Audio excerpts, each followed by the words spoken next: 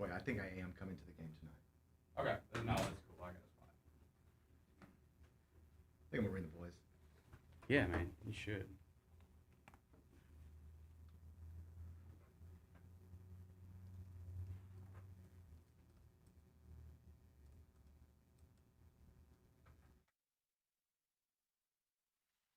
"191 Collabs," presented by Pinnacle Financial Partners, brings Grizz Nation hyper-local Grizz gear from Memphis designers. The next drop is the Top Notch collection from proud Memphian Brandon Hobbs and his clothing brand M-Town Merch. The homage to Memphis culture, classic sportswear, and elevated street style is only available at the Grizzlies Den on Friday, November 7th when the Grizzlies host the Dallas Mavericks. Get your tickets today at grizzlies.com/tickets or visit the FedEx Forum box office.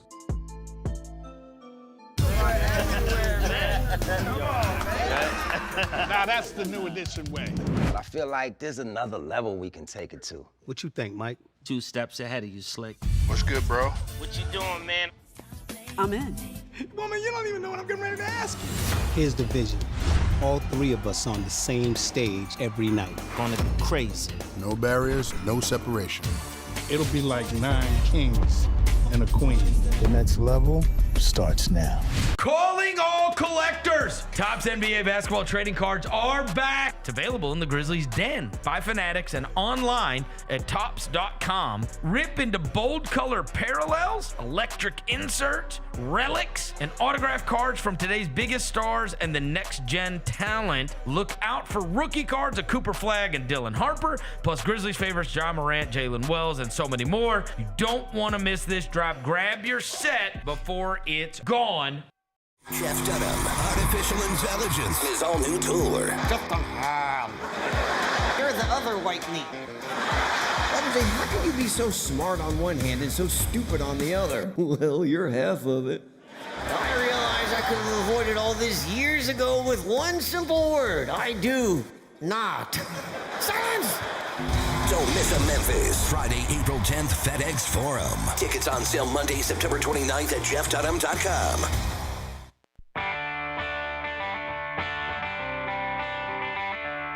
Live from the Built Ford Tough studio at FedEx Forum, it's the Gary Parrish Show, presented by Ortho South, on YouTube at Grind City Media and the official Grind City Media app.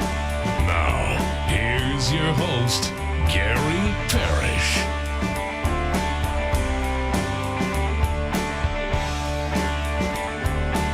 All right, I'm here. My name is Gary Parrish. I'm speaking to you from the Built Ford Tough studio. We're in FedEx Forum, downtown Memphis. Bennett Doyle right there producing the program. Glad he's with me. Glad you're with me.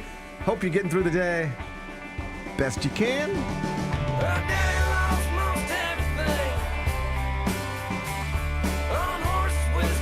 And I hope you're ready for another big night inside FedEx Forum. Kevin Durant, one of the all-time greats. He's in town. So is John, Jaron, and Cedric. Big game on tap.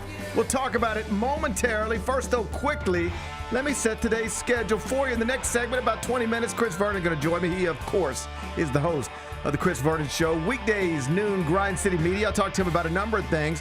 Obviously, the Grizzlies, but also about at least one former Grizzly because he got ejected from a game last night. Did you see Desmond Bain? Sure did. He lost his mind for a moment. I'll talk to Vernon. He'll be in studio in the next segment. Finish with him, take a break, come back, do 5 more things you need to know, at which point we'll discuss 5 previously undiscussed stories. Among them, the initial college football playoff rankings were unveiled last night. Ole Miss is at number 6. Memphis was not in the top 25. Boo. But the Tigers are the 12th seed in the 12-team projected bracket representing the group of 5. I'll tell you where the committee would be sending Ryan Silverfield's team for a first-round playoff game if it was happening now.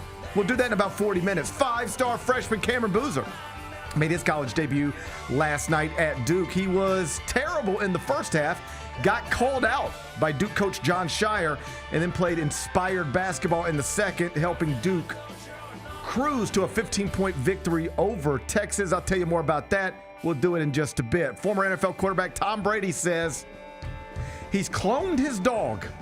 Okay. All right. That's a real headline from the New York Times. Tom Brady says he has cloned his dog. We are living in the future. It seems like it, yeah. I'll try to explain best I can a little later on in the show. We are now down to just one missing monkey at large in Mississippi. We still doing this thing? Oh, yeah, there's still monkeys. We're down to one now. And the reason we're down to one is because a mother named Jessica Bond Ferguson, she popped one of them with her gun in her backyard. Hell yeah. She was asked for comment by the local news. You know what she said? What? I wish it didn't have to end this way. Why didn't she just call like animal control? She didn't have time for that nonsense. Okay, gotcha. There's Fair a enough. monkey in her backyard. She got young children. And she's a Mississippi mother. You think a Mississippi mother doesn't know how to shoot a gun? I think I'm the only person in Mississippi who does not know how to shoot a gun. Probably. All right? It's a wild situation down there. We'll be amazed by it. We'll do that in the third segment. And Tuesday featured blockbuster trades in the NFL. The Jets moved on from two supposed cornerstone pieces. I'll get Bennett's thoughts on the NFL news of the day. We'll do that during a segment we call 5 More Things You Need to Know. Then we'll eventually do GP's carryout, and we'll call it a day. So that's the rundown. We got a lot to get to, but I did want to start with your Memphis Grizzlies because Game 9 of a scheduled 82. It is set to be played tonight inside FedEx Forum. Rockets Grizz, 7 o'clock. Tickets are available.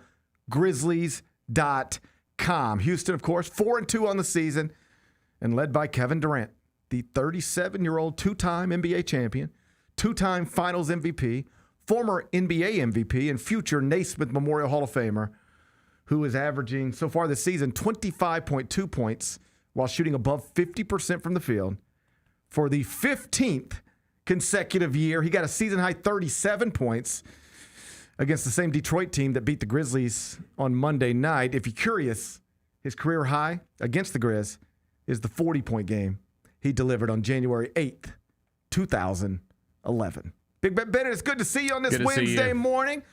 In all the years that you've been sitting next to Eric Hasseltine inside FedEx Forum watching the best basketball players in the world come through downtown Memphis, how high does KD rank on the list of players you enjoy seeing in person? Ooh, I would say comfortably he is in the top 3. There is no question about that. Well, let's hear it. Name them. Put some names on it. I could give you a top 10. Okay, Ben. I can give you a top 10. So, number 1 is obviously, come on. It's our King and Savior. King and Savior. King of America. Our King and Savior. King of America. I mean, I make sure I'm down, on the floor for his shooter. You don't, listen, we live in America, all right? This is the United States of America. That's right. And we don't have kings here. No. At least we're not supposed to, all right? Except for LeBron.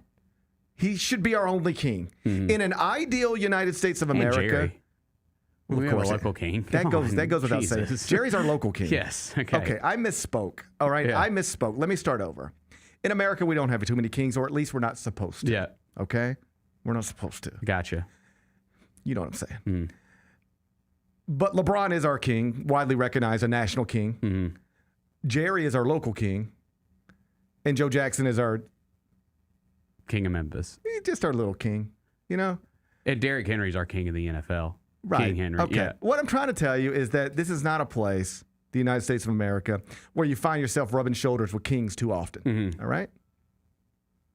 But anytime a king is in the building, LeBron James, I understand what you're saying. You want to get down there close and be like, I'm in the presence of a king right now. I understand that. I understand why he would be ranked number 1 on your list of players you like to see come through downtown Memphis. Number 2 is the king of three-point shooting, Steph Curry. It's got to be Steph. And the reason being is because of the history with him and just the Grizzlies franchise, right? Like, you've had a bunch of big-time matchups, big-time performances from him. So, like, when you just think about a Grizzlies opponent in the history of the franchise here in Memphis, I think Steph Curry is one of the first names that comes to mind. So I would definitely put Steph on there. Robert Redford recently passed, and I believe in his famous film, The Natural, at some point he says, one day I'd like to be walking down the street and somebody to say, that's the greatest hitter who ever lived.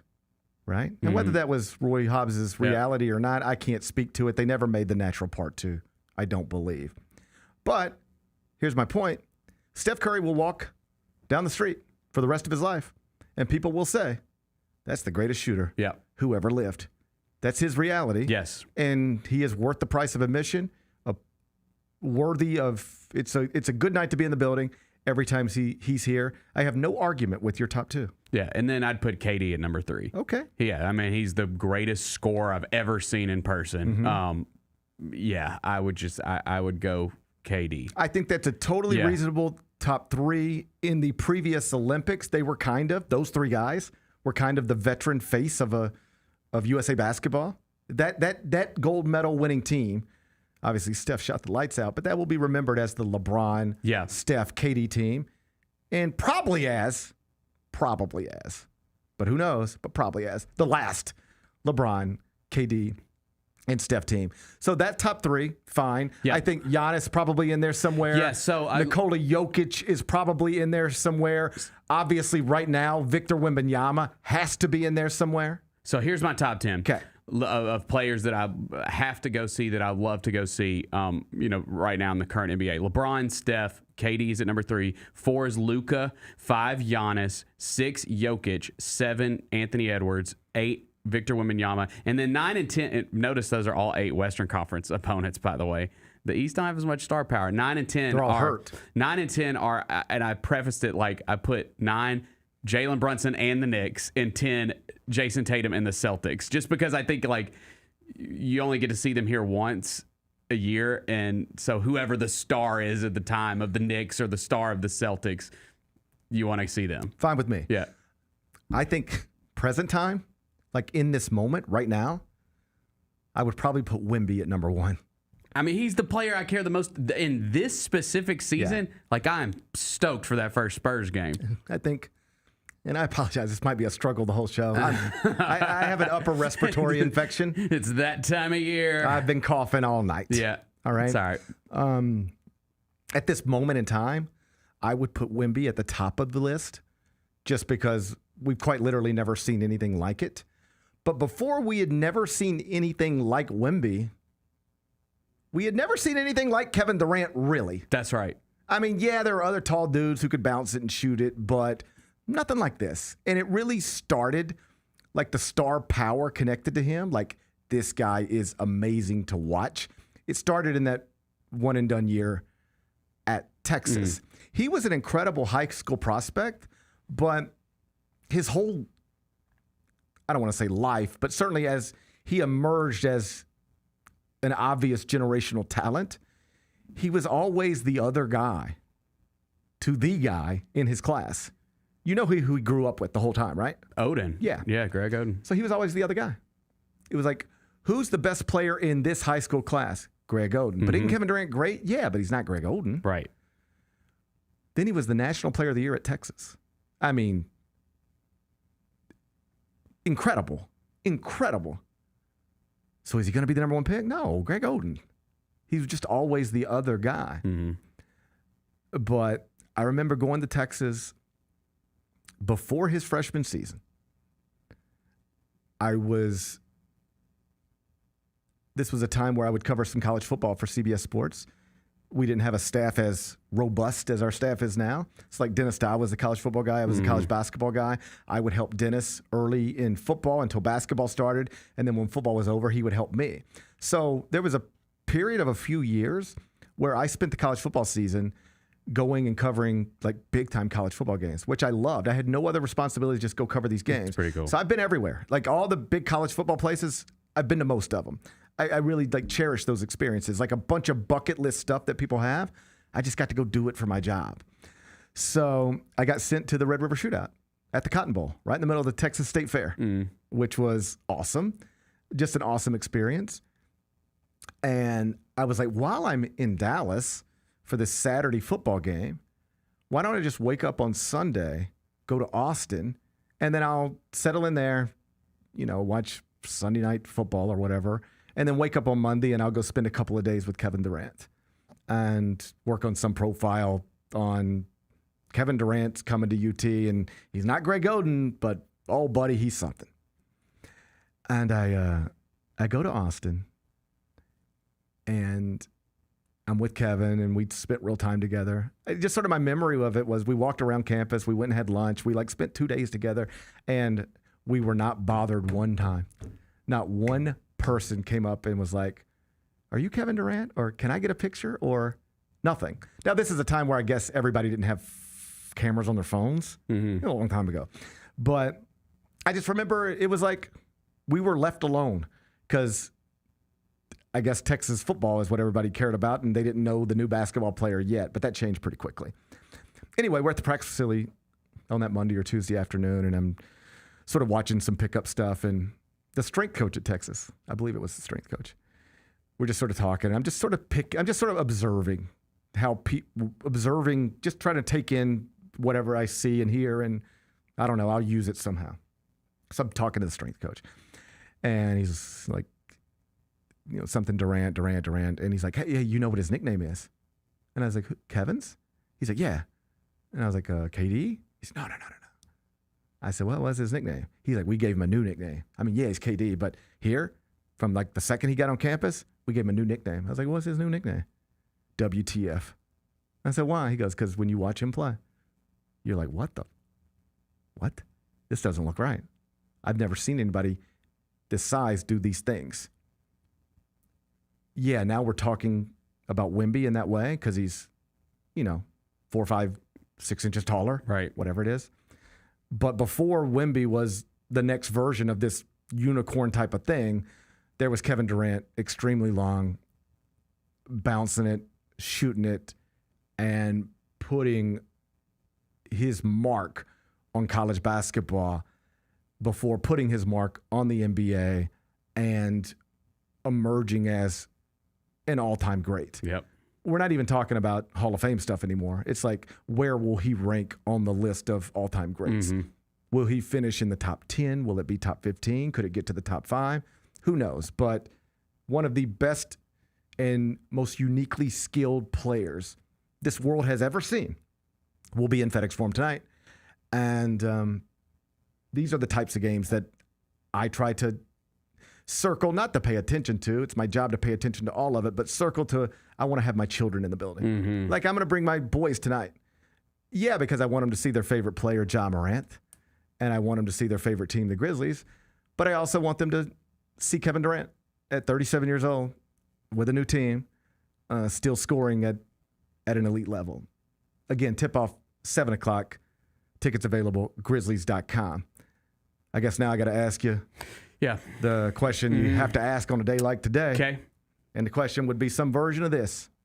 Bennett, what do you expect to see from Ja Morant tonight? I expect to see, I know that he loves playing against Kevin Durant. I know that much. I expect to see an inspired performance from Ja. I'm not sure if it's going to matter because this team they're playing is really good. And a 7.5-point favorite. And they are huge and athletic. That's the that's the biggest problem going against this team is they just have size everywhere. Like, I think you probably try to put Vince Williams on KD tonight for a while, and maybe Jalen Wells a little bit too to start. But it becomes the type of game it's where it's going to be really tough. Well, like, how does Cam Spencer stay on the court?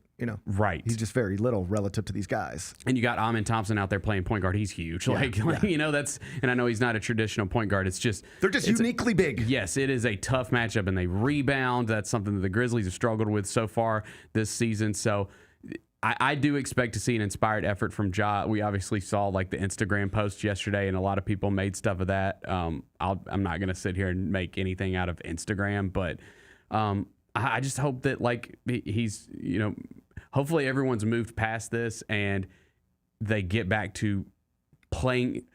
They get to playing good basketball. Yeah, that's what I hope. Listen, they're still shorthanded. Everything's still difficult, regardless of whether Ja Morant is playing with joy or not. He could have the most joy, and like he's still on a very limited roster that is going to be challenged, particularly by good teams, until the roster starts to get healthy. At least healthier. Zach Edey, hopefully on the way. So it's going to be a tough assignment, but I would like to, and I don't even know, like, because I ask you the question because people keep asking me. I'm at like my son's football practice last night. Oh yeah, man. All right. So people keep what's going on and what do you expect? What's going on? What do you expect? And I can tell you what's going on. I don't know what to expect. I'm tired of trying to figure it out. I don't even know that it's something you can figure out. Because the Instagram stuff from yesterday, and I agree with you, that is a positive sign. But you know what else I thought was a positive sign? The Instagram post from Sunday. Oh, yeah, saying let's go Grizz, yeah. I thought that was a positive sign. Right. And so, who knows? But it feels like we're in a situation where there is a little bit of a roller coaster of emotions, right? And I am like this myself, if I'm being honest. I can have, in my own personal way, mood swings. I don't really bring it to work. You're not going to see too much of it on camera. But in my own personal life, are there days where I feel great and other days where I don't feel so well? And I can't actually make sense of it sometimes? Yeah. And so when I see the incident on Friday night, I'm like, oh, that's not good. Then I see the Instagram post, let's go Grizz on Sunday. I'm like, okay, that is good. But then we got to Monday night and it was more bad. And then we get to Tuesday morning Instagram post and I'm like, that's good. And you know what I imagine is true? He was feeling frustrated when he popped off and he was feeling good when he posted on Instagram. Who knows where it's going to be at 7 o'clock tonight. I'm saying this as sincerely as I can say it and with no whatever attached to it. I don't know. I don't know what to expect. But I know what I hope. I hope that he looks more like himself. Because that's the other thing that was obvious on Monday night, at least obvious to me. And I think you would co-sign this. I heard Chris Vernon co-sign this. It's not that he didn't play hard on Monday night. He didn't play hard in the second half on Friday night.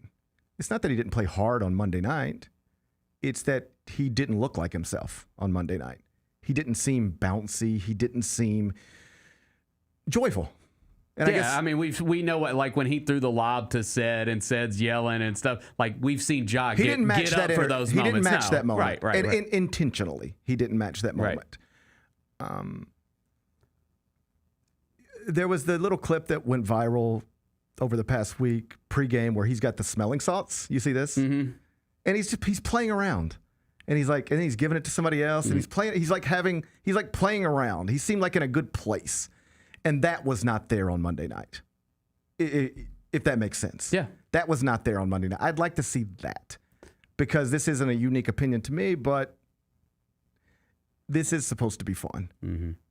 And I hope tonight is a fun night.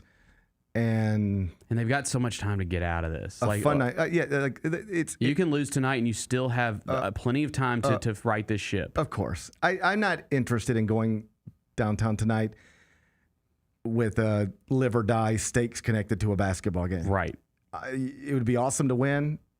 More likely, it will result in a loss just based on nothing more than the point spread and the roster construction and the health of the rosters, right?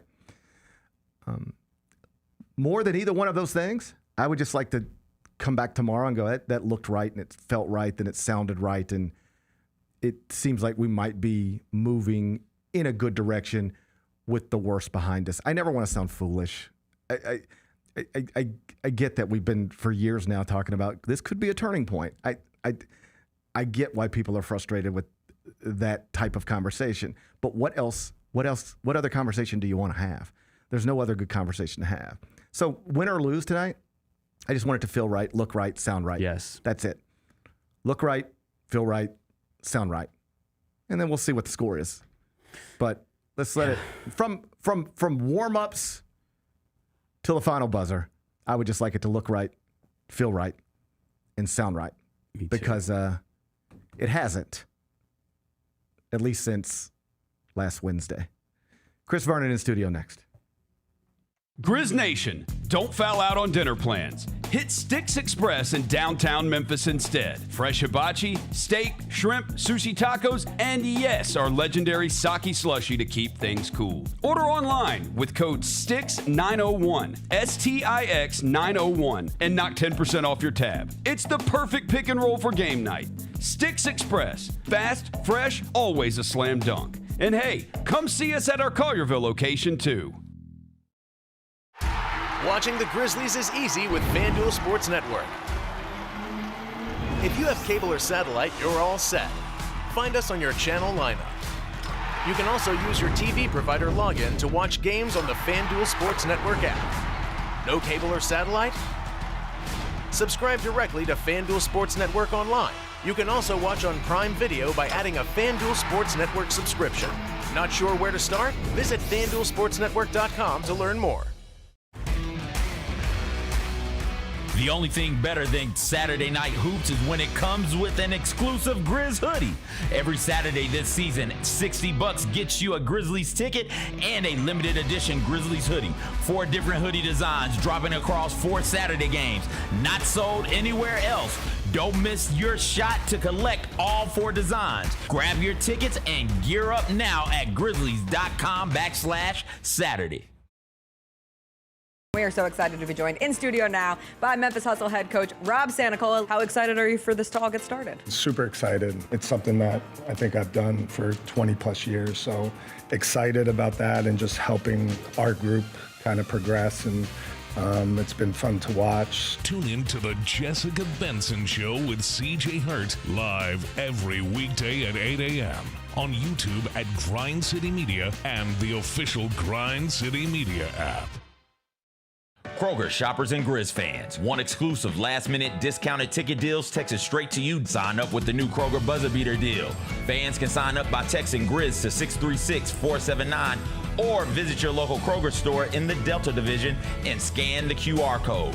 By signing up, you agree to receive recurring automated promotional and personalized marketing text messages from the Memphis Grizzlies. Consent is not a condition of any purchase. Message frequency varies. Message and data rates may apply.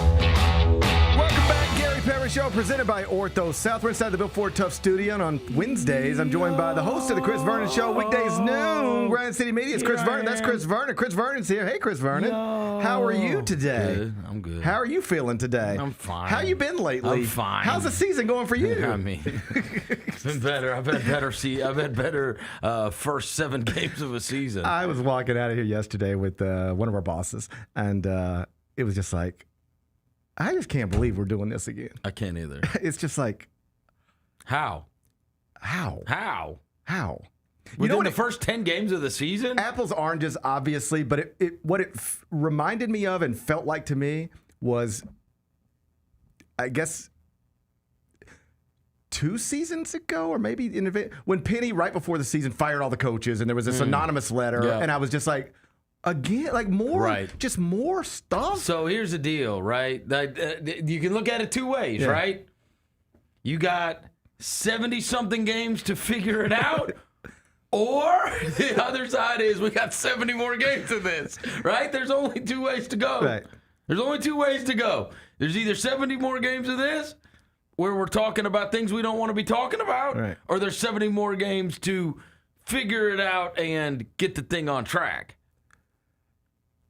I'm hopeful. So long as you always have to be reminded, it's a long season. Dude, there are NBA teams who don't even look the same by the time you get to the end that the way they looked at the beginning. And I mean, like, actually, like in personnel. Like, this thing can go a million different directions 50 different times between now and then.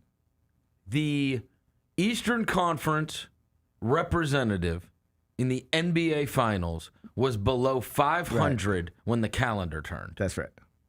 That's right. That happened. Yeah. A year ago. Right. I mean, if you would have stopped the tape at December 29th, 2025, and you would have said, which of these teams is going to be in the NBA? I mean, how far down the list are the Pacers? Fair point. Something clicked. Yep. In fairness, they were under 500, but they didn't have all these issues. No, but he was playing horribly. Halliburton was terrible the first 2 months of the season. Right. He didn't. As far as we know, there was no problems with him and the coach. Right. But he was terrible for the first 2 months of the season. And and oddly enough, he did this long sit-down interview with Jared Weiss from The Athletic last year. And he talked about how I let all of it get to me. Right. I let all of the social media get to me. I let all of it. It was too much. It was too much for me. Yeah. And I decided I have to, I really do, have to get away from this. I have to reevaluate everything. And it changed. You know what I mean? That is a player, again, totally different situations, but a guy that talked about he was upfront about his, depression, and he would go home and he'd be like, maybe I do suck. You know, that kind of stuff, right? Because that's all he's seeing every night. Everybody, I'm not playing well, and everybody saes I suck. Maybe right. What if I do suck? What if I'm not what I thought I was? Right. And all of these, and it was very interesting to, and obviously the guy talked to somebody. He started to unplug. He tried to do all of the things to make him mentally healthy. And once he got mentally healthy, he obviously turned the corner drastically, and that team became what they should have been. So I listened to you, other people. Everybody has some version of it's just time to get on the same page. Get on the same page, get on the same page. What does that look like to you? How does that happen? Getting in a room together and saying, I need you, you need me. I mean, this happens in every walk of life. You don't think I've ever fought with my bosses, right? And you're either going to end up walking away. And so you can walk away, and you can't stand each other. In fact, it's happened to me. I've seen you walk away. It's happened to me. Okay, I've seen you. You were kind of running away, screaming and yelling. All right. I didn't. It was more of a walk. No, they just tweeted. I was not on. I was gone. That was so funny. The best thing that ever happened to me. I remember that. Literally the best thing that ever happened to me. People still wear free Vernon shirts. They turned me into the victim. So, but no. So you could go get a bigger lucrative contract. Yeah. Poor victim Vernon. I know. I was down bad. You were down bad. Got a job with the Grind City Media and the Ringer. Yes. You really bent me over, Dan Barron. Where's he now? Because I know that stock, you know what I mean? The place that we left. Yeah. Yeah, they don't even exist. It's zero. I know. Yeah, I'm glad I didn't have stock in that company. Me too. Buddy. Anyways, you got to get in a room, and you got to, again, I've had my issues here, there, everywhere. And it's if you have a boss,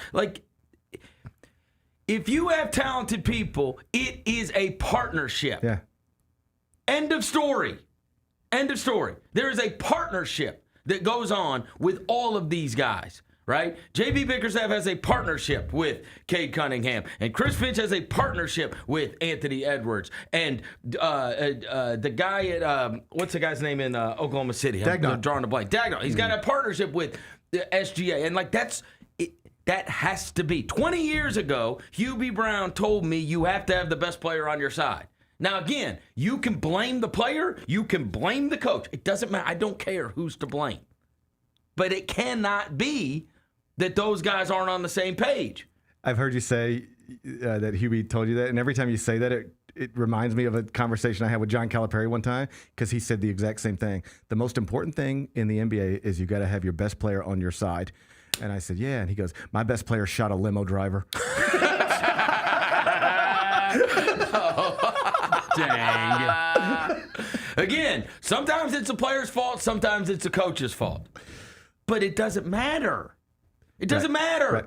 So David Blatt was 30-11. Right. You're king.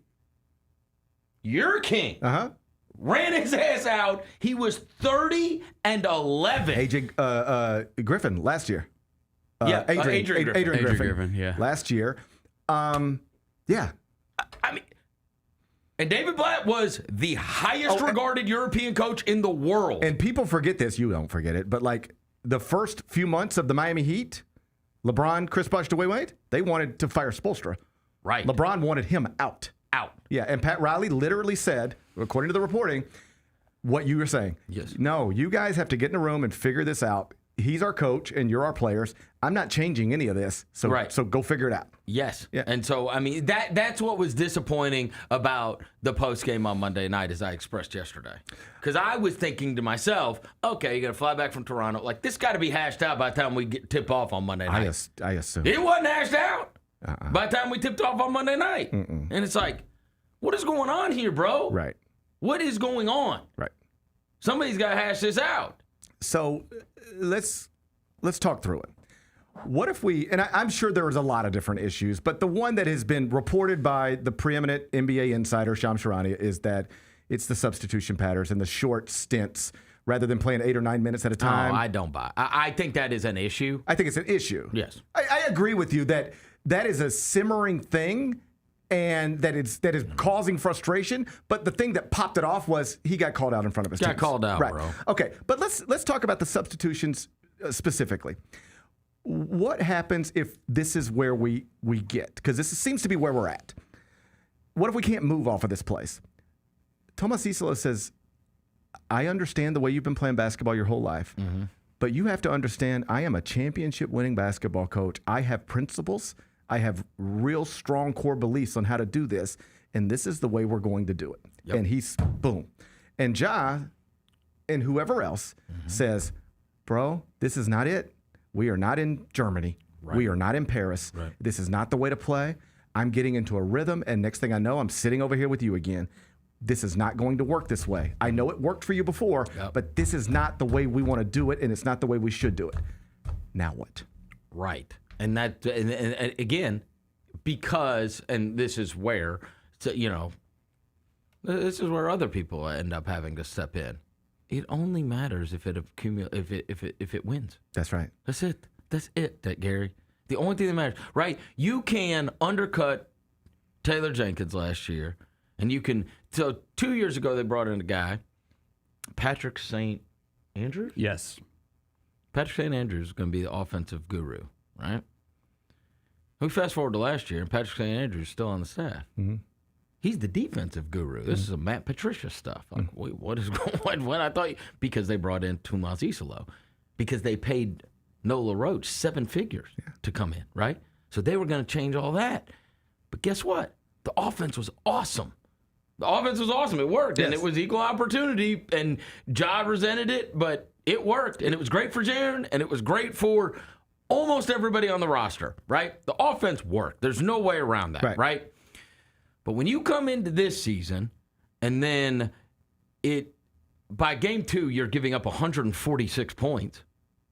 146 is outrageous. You're giving up 146 points on one end, and on the other end, the offense looks stagnant, and you're not getting, great buy-in from your 2 big-time players. It doesn't appear, right? Because they're looking up and seeing double teams every time they touch the ball. So how, Victor Wembanyama, how did he look when he was getting doubled on the touch every time he touched the ball? Right. Like it's very hard to function if you're going to see 2 and 3 guys every single time. Yes. And so, look, if he is, and this is true in all sports. Like Aaron Donald. Talk about Aaron Donald. It becomes hard for him when they're committing 2 people to him. And if he is the coach that he is supposed to be, then he will adjust. Yes, right? Yes. I mean, again, I want to express this. It's still early, right? We still got plenty of time to adjust. And I also think, and you, as you do, and frankly, everybody with eyes and a brain, that you actually have better personnel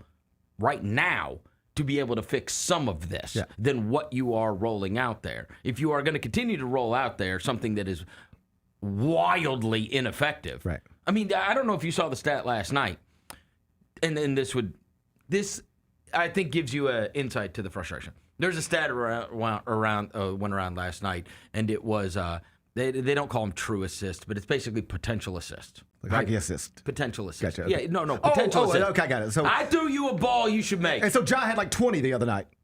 I mean, it was like Nikola Jokic, Cade Cunningham, Ja Morant. Right. I mean, he's there. It's like 15, 16. He's getting the ball. Assists. He's getting the ball where it needs to be. Now you just got to make the shot. Right. Right. Yeah. Thus, and that was the fourth quarter. And so my choices are, and his gravity is still very, very real. Yeah. Right. Which is one of the reasons that I've talked. I mean, I know that there are people that are just done with it. Right. But I mean, like, he is still an insane talent that also moves the court. Like, I'm at these games. I'm watching these games, bro. The shots are there. Make them. Because and now we're in like a piling on place, but I've seen all these clips. I haven't listened to all the podcasts, but I've seen all the clips. And there's like, lost a step. And whether that's true or not, like wherever he's at right now, even if it's not where he was 4 years ago, it's still better than 99% of the world. 99% of the world. And also, I do think there are ways to make his and Jaren's life easier than what they have gone with thus far. So let me ask you this. It has been, I guess, a prevailing thought, or at least a thought, that you got to stagger their minutes because one of them's got to be on the court at all times. What that leads to is they're just not on the court together that much. Should that change? Yes. Yeah. I mean, yes. And again, you got to give it time. This is still very early in the season, and we will see if he's right? We're going to find out a lot of things, man. Because I'll be the first one to say, okay, this works, right? Last year, Indiana, that was one of the lessons of them. They played those guys low minutes. Mm-hmm. Pascal Siakam wanted to play more minutes, but he played low minutes, right? He was playing 32 minutes instead of playing 36 and 38 minutes, right? And prior to that, when he was in Toronto or wherever, he was playing 38 minutes a night and all this stuff, right? So he's capable of doing it, and then it reaped the benefits down the road, right? Sometimes because we are, we're talking about this stuff every 24 hours, right? Tumas Isolo is saying this is going to work out. Right. It just has to, right? That's it. You know what I mean? Because this 3 minutes spurts at a time, which just frustrates your players. Now, again, we'll find out. And calling people out in front of the rest of the team. And he says, this is one of his core beliefs. That's going to reap benefits down the road, right? Because the guy's going to get mad at you, and then he's going to come back in the fold, and then it's going to. So all of these strategies that he has, they've got to come to fruition. And again, time will tell. I'm not going to evaluate it and just say, hey, this doesn't work, this doesn't work, this doesn't work, because time will tell. But for right now, super, super rough go to start. I will say that I know his approach is smart, and I know that it has worked. But I stop short of, because it has worked previously, it will work now, because you just don't know that. You know this. I bet you can talk to William differently than you can talk to Haley. 100%. Right. And I noticed that I don't know that I'm good at talking to anybody. I ran his basketball practice last night. Right. He took a shot and bricked it, and I called him trash. Right. I was like, you're trash, bro. Now, he goes out there and shoots 3 more and makes them. He wants to prove to you he's not trash. And she would shut down. Oh, she would be so upset. So this is what I mean, my dad, it would hurt her feelings. Yeah. I called her trash. Yeah. Oh, but you should have seen me last night in the kitchen. I had it for everybody. All right. I got 2 little guys that struggling with their homework. You wore them out. So I had it for everybody. Bro, but, all right. But Oliver, can we take a 20-second timeout? Is their homework impossible? I can't do it. Dude. I can't do it. Okay. Bro, I'm doing first grade homework, and I can get through it. Like, it's fine. It's fine. But, I'm like, wait, what is this going to look like in 4th grade? Yes, we are stupid. We are real stupid. No, really? Real dummies, yes. I tried to. She's in 6th grade. So is Oliver. I was like, bro, she's like, my wife was like, can you help her with that? And P.S., my wife has a master's in education. Mine does too. And I was like, that's your kid. By the way, we both have wives with masters in education who use them not at all. Dude, you're going to love this. You're going to love this. Look at what Haley did. So when she asks for an app, it comes to my phone. Okay? It comes. Of course. It comes to my phone. Okay? I want you to look at what that says right there. Sunday night. Read what that says. Sunday night. Buddy, your text is too small. I can't see that. Oh, you can't? Okay. It says, come on. I can't see it. Come on, man. It says, request from Haley. Haley asked to get the app Goth, AI studying companion. And so I click on it, and it says, put a problem into the app. And it get, and is I she said, cooking? I said, I can't do this. You have to do your homework. You have to do your homework. She's like, I can't. And I was like, but I can't let you download an AI app that does the homework. Oh, this is... You did it? No. But this goes on. I hear this all the time. Like Lou's sitting Siri. at the counter.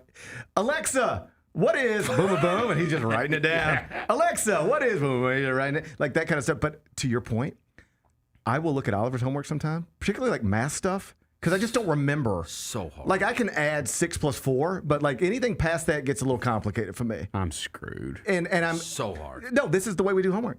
Hey, buddy, you need to FaceTime your older brother. So he'll FaceTime Aiden, and Aiden will do homework with him on FaceTime. Let me tell you something. Because I am ill-equipped to help him because I am a stupid person outside of like I can reference KenPom numbers, but that's about it. It was long division. Yeah. And I was like, I have no chance. Yeah. I don't even know where the numbers go. I don't know where the numbers go either. I was like, this is impossible. No. Like, you remember they had a very famous game show, Are You Smarter Than a Fifth Grader? No, I'm not. No, I'm dumber than a fifth grader. Yes. Yeah, we gotta do. I might be smarter than a kindergartner, but I was like, why is your homework so hard? Okay, but on the flip side, y'all both made it, and you don't remember any of that shit. That's true. So like, good point, Bennett. But I used to have a theory about like an immature theory, like why do we have to learn this? I never use it again in my life, and it's just all designed to help you learn. It's learning to learn. Yeah. It's just learning to learn. That's right. You're just learning to learn. The reason you can remember the numbers that you need to remember because once upon a time you had to remember numbers you didn't. Care about. Anyway, back to this what is you're my saying. point. Yep. I was giving it to everybody last night, but I know I can talk. I can challenge Louis, and he's ready to go. Like he's like, I'll show you. Like if I'm like, I can't believe you ain't got your homework done already. He'll be like, I'll show you. He wants to get his homework done and then beat you in basketball, right? Mm-hmm.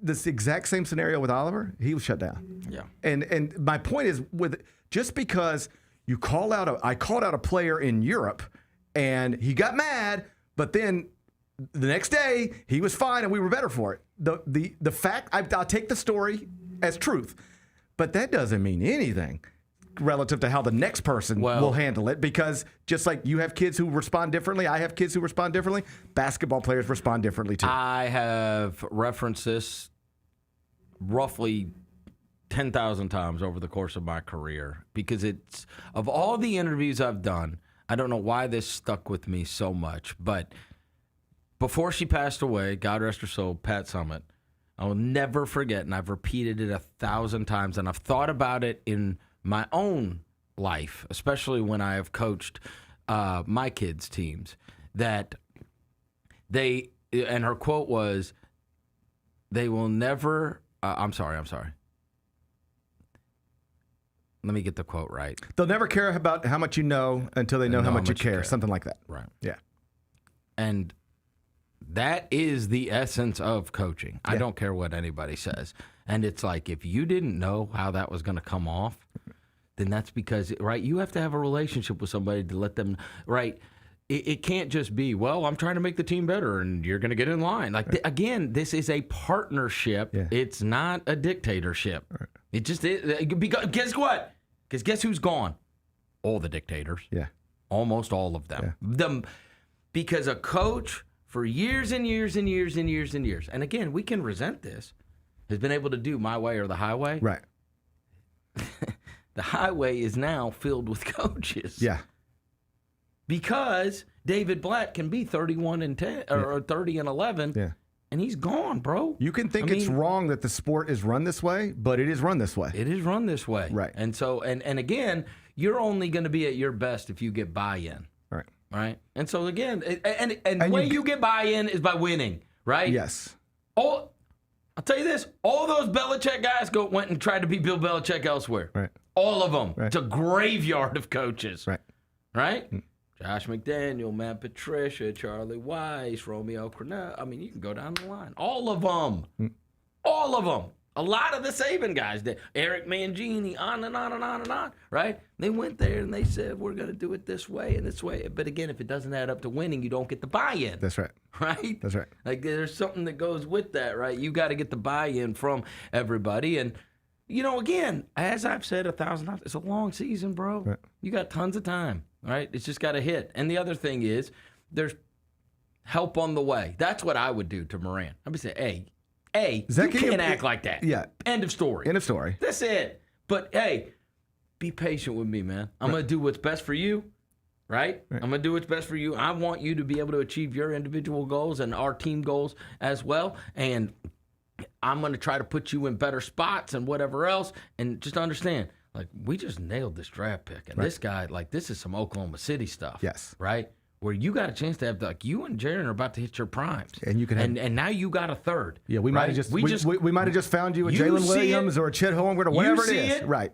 I see it. They know what and you you're got. about to get Jerome. You know what I mean? You ain't far from getting Jerome back. You ain't back from Edie back. And it's going to be a lot different. Just be patient, man. Be cool. Keep a cool booty and let this thing play out, because by December, we're going to be able to be cracking. Because I hope both of them recognize this, and then I get you out of here. Because it is frustrating right now. I know. Of course. I'm frustrated watching it. I'm frustrated watching it, too. I'm frustrated talking about it. Right. People were like, yesterday, I was like, you sounded mad. I was like, I'm not mad, but I am frustrated. It's annoying. It's annoying. It's annoying to be dealing with this stuff again. I hope, even though Thomas Islo and Ja Morant apparently aren't on the same page or haven't been in recent days. I think they probably talked yesterday. I think they had. You ready for this? I mean, maybe the whole Toronto thing was right. Right. They flew back from Toronto on Sunday. They didn't have shoot-around on Monday because it was the second half of a back-to-back. And so then it didn't get hashed out on Monday, and then you played the game, and I will say this: if they have not sat down and talked since Monday night, there's a failure there somewhere. I thought it was interesting. Richard Jefferson was on a podcast, and he said the owner would pick up the phone. Like, would you? I mean, I wouldn't be surprised. Yeah, just pick up the phone and be like, "Hey, what's going on?" It's your organization. It is your you organization. would sit there and go like, "Hey, man, what's the deal here?" Yeah, what's going on? Yeah, what's going on? You guys hash this out, right? What I was going to say is, I hope they know, even if they're frustrated and there's friction and whatever. I hope they both know this, because this is true. The best thing that could happen to Thomas Islo's career is for Ja Morant to be awesome. 100%. And the best thing that could happen for Ja Morant's career is for him to be awesome again for this franchise. Absolutely. Nobody wants another outcome. No. You know what I mean? Like, for people yesterday that were like, oh, another excuse for Ja Morant, whatever. Like, what? All right, what's the other outcome, bro? Right. The prayer is it gets in line. That's right. Unless you want to tell me, oh, okay, fine. Like, you don't think that this franchise should be. What? They suspended. He did wrong. They suspended him. They're pissed off. Everybody, nobody's happy about it. Right. But okay, then what? Right. Then what? I'm pretty pragmatic about this stuff. My end, what is, get in the room and figure it out, dumbasses. Right. Because everything depends on this. That's right. Everything. That's right. Like, everything. There's not just the city. The future of the franchise. Yes. The lease, downtown, all of it. Yes. So it's bigger than you. Figure it out. Like, it really is. We talk about it. So people can just say, oh, well, yeah, but I understand the stakes here. Yeah, I don't want to be hyperbolic, but it is not hyperbolic, I don't believe, to suggest the future of the city of Memphis can be dictated by these two men getting along. I don't think that, again, people could roll their eyes at that, and Memphis is going to be, I mean, look, it's going to be a city, it's going to be fine no matter what, but I'm saying, like, everybody wants it to be great. Yes. As great as it can be. Yes. And that involves a flourishing NBA franchise with a superstar in his prime in downtown. That's what it requires. So to me, like, the options are, like, just figure it out, bro. Right. Figure it out. Right. Again, I'm not anybody. He's wrong. Everybody knows he was wrong. Right. My opinion is he knows he's wrong. I think he knows. He knows he's wrong. Like, Come on, bro. Like, of course he does. And you know, I think obviously it's always hard because people could say, you know, that I've defended him too much, but I knew that 19-year-old Ja Morant. I still know the family, all the people around him. Like, I mean, His teammates all like him, bro. He has been here it's not like he's been here for 2 years and I don't know the situation. Right. Right? You know what I mean? Like, he has made all manner of mistakes, but I do not believe at his core that this guy is what many believe he is. And I do think that, I mean, again, the best possible scenario is that the thing works out and that these guys get on the same page. And not only is that the best possible scenario, it's the only one. There's not another good one. There's not another good one. There are other options. Like, we never want to act like there's just nothing else could ever happen, right? That's silly. This is the NBA. These are professional sports.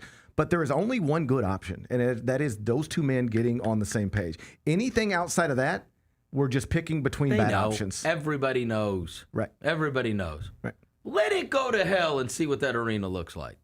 Yeah. Yeah. I mean, use your brains here. Right. This got to get figured out. Right? And again, it's still early. Yeah. Everything feels so big when it's the first, you know what I mean? There is something to be said for. When it's the first 10 games of the season and you're just getting into it and we're getting back in the mode of talking about everything every day. Right.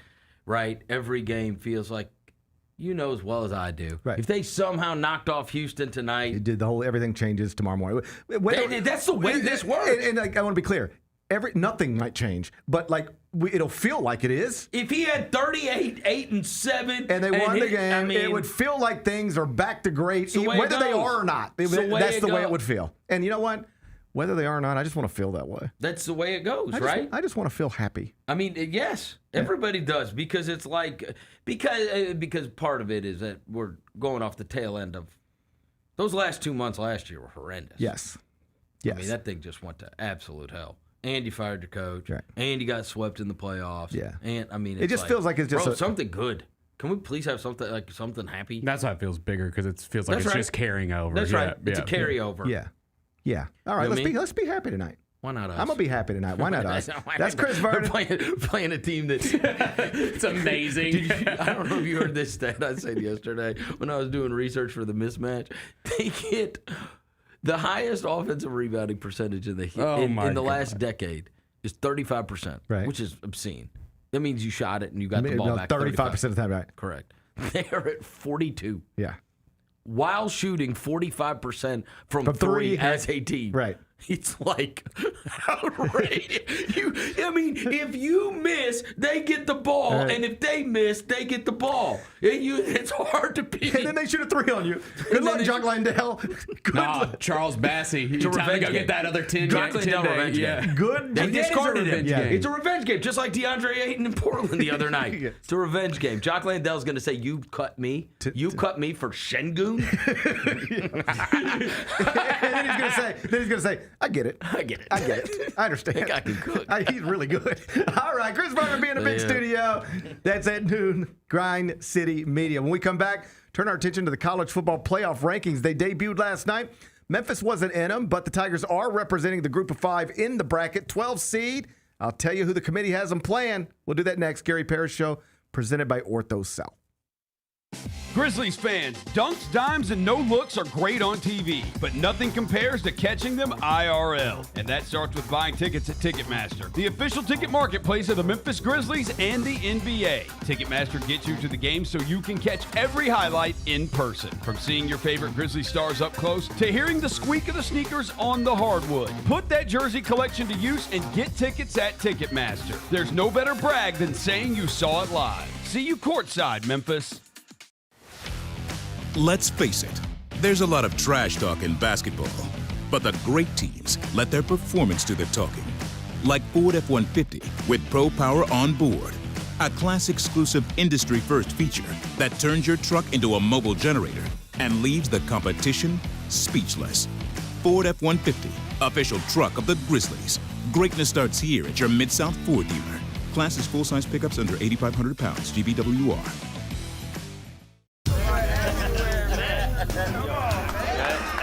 Now that's the new edition way.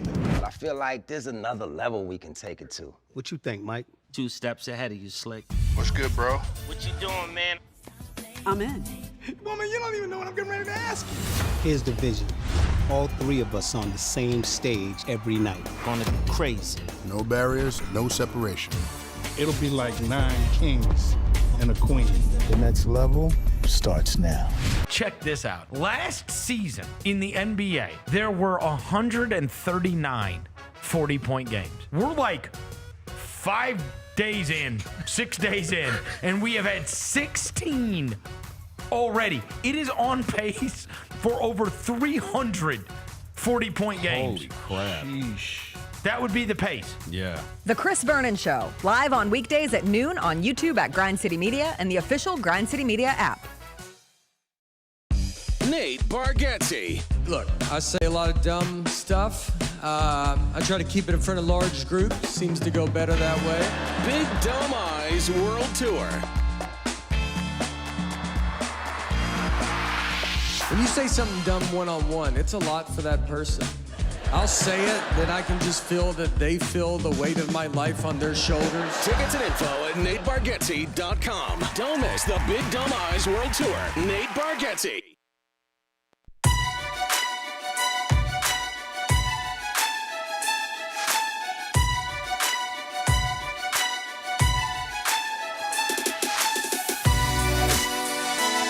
Orthopedic injuries can be unpredictable, unforeseen, and unscheduled. And Ortho South understands this better than anyone. Since your injuries don't make appointments, you don't need to either. And that's because Ortho South welcomes walk-ins during the weekdays, in the evenings, and even on Saturdays. So next time an unforeseen injury makes an unscheduled appearance in your life, visit orthosouth.org to find your nearest urgent care location. Just walk in, and Ortho South will take care of everything, especially you. Learn more at orthosouth.org. That's orthosouth at orthosouth.org. Now I got 5 more things you need to know. Number 1. The College Football Playoff Committee debuted their initial College Football Playoff Rankings last night, 1 through 25, in your University of Memphis Tigers, Bennett. Where we at? Not in there at all. What the hell? What in the hell? But I got good news. Don't get stuck on that. I got good news. Because as you know, based on the requirements, you've got to take a best of group of 5 team, and you got to put them in the 12-team bracket. So even though Memphis isn't ranked in the top 25, according to the College Football Playoff Committee, they are the highest ranked team from the group of 5. Your Memphis Tigers are the 12th seed in the first projected bracket for this season's College Football Playoff. The committee has them projected at this moment to open with a game in Athens, Georgia, against Kirby Smart's Bulldogs. And if they were to upset Georgia the following week, they'd be headed to Tuscaloosa. How about that? Let's knock off Georgia and Alabama in back-to-back games on our way to a national championship. Oh, you want to reach a semifinals? I Okay. want to win the whole thing. Okay. I just want to get there. No. I want to get there. Nope. I'm trying to win the whole thing. Okay. I'm going to Athens and winning and backing that with a victory in Tuscaloosa. That's dreaming big. I will say, just looking off of this first 12-team bracket and the teams that are in there, like if we were to get in, Georgia would be awesome. Oregon would be awesome. Ole Miss would be awesome. Notre Dame would be awesome. I'm good on any of the rest of them. I believe we wouldn't As actually. far as who we would play. I believe we wouldn't actually go to Tuscaloosa. I think we would probably have to do that on a neutral field. Okay. But you get the point. We can knock out Georgia and Alabama in back-to-back games on our way to our first ever national championship in the sport of college football. Exciting times, isn't it? It is exciting times. I got a big game coming up on Friday against vulnerable Tulane. Hopefully people show out to it. I saw Ryan Silverfield sent a message to the fan base last night saying, please come out and support. Because, man, this is like you are in the position to have the best football season in the history of the University of Memphis. Like in all seriousness, we'll get back to playing around in a second. Yeah. In all seriousness, you have a nationally ranked college football team that is projected to be in the college football playoff for the first time in school history. Yes, that stadium should look awesome on Friday night, and I hope that it does. People should be there. Yeah. People should be there. And yeah, we are 3 wins away and a conference championship. 3 wins away plus a conference championship from doing something that has never been done and would go down as one of the great moments in University of Memphis sports history. Regardless of what happened when you actually get to Georgia, it would just be a cool thing to get to have that experience. And so if you remember early in the season, back before we lost the Battle of the Bones, I actually pointed to this date. I actually said on November 4th, Big Bet Bennett. And as the college basketball season is getting underway, they will, on that Tuesday night, unveil the first college football playoff rankings. And the goal is for Memphis to represent the Group of Five when we get there. Then they lost the Battle of the Bones, and I was like, uh-oh. But since then, they've bounced back with a couple of victories, and they are now the highest-ranked Group of Five team in the country, with vulnerable Tulane coming to Simmons Bank on Friday night. They can still get you, though. They're vulnerable. They're vulnerable, but they can still get you. They're hungry. They're hungry, sure, but more vulnerable than hungry, I think. I find them to be more vulnerable than hungry. Ryan called it a rivalry game. And, like, as much as we don't want to admit it, I accept that. I accept Tulane as a somewhat as a peer. Yes. We're both proud Southern cities with incredible culture. We have some basketball history. You remember Perry Clark. Yeah. You remember Tulane and the Posse. Well, and we've had our issues with Ron Hunter over the past couple of years. Ron Hunter likes to pop off every once in a while. Yeah, he likes to get wild. For a man that won't schedule anybody in his non-league, he sure does like to pop off every once in a while. That non-league schedule's gross, Ron. Come on. Ron Hunter, before we're going to consider you a rival, you're going to have to schedule a little more aggressively. Yeah, the league was talking to you when they said they want the scheduling to be better. That was directed straight at you, Ron Hunter. I don't know if it was or not. I think it was, actually. I'm not concerned about vulnerable Tulane. I recognize they're hungry. I identify them as more vulnerable than hungry. Okay. They will be the 9th victory of the season for the Tigers on Friday night. Okay. It's going to be a fun weekend.